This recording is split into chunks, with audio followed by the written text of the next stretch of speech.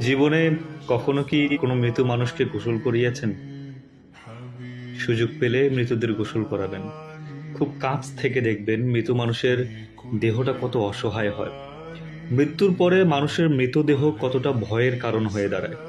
সুযোগ পেলে রাতে লাশ পাহারা দিবেন।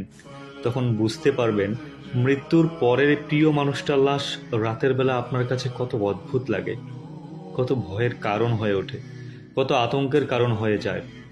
সুযোগ পেলে মৃত ব্যক্তির শরীরে একটু হাত লাগিয়ে কিছুক্ষণ স্পর্শ নেবেন। আপনি তখন উপলব্ধির সুযোগ পাবেন এই পৃথিবীতে বিশাল প্রভাব প্রতিপত্তি রেখে যাওয়া মানুষগুলো মৃত্যুর পরে কত নির্জীব রূপ ধারণ করে। সুযোগ পেলে আপনজনদের লাশ কবরে নামাবেন খুব আগ্রহ নিয়ে। শেষবারের মতো মৃতদেহের মুখটি দেখার চেষ্টা করবেন এবং বরাবর উপলব্ধির চেষ্টা করবেন এই মৃতদেহের সাথে অনন্তকালের যাত্রার পথে এটাই আপনার জীবনের শেষ দেখা।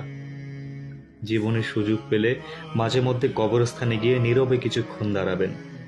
এরপর মনে মনে চিন্তা করবেন জীবনের লাভ ক্ষতির হিসাবে এই মৃত মানুষগুলো এই পৃথিবীতে কি করে গেছেন, কাদের রেখে গেছেন।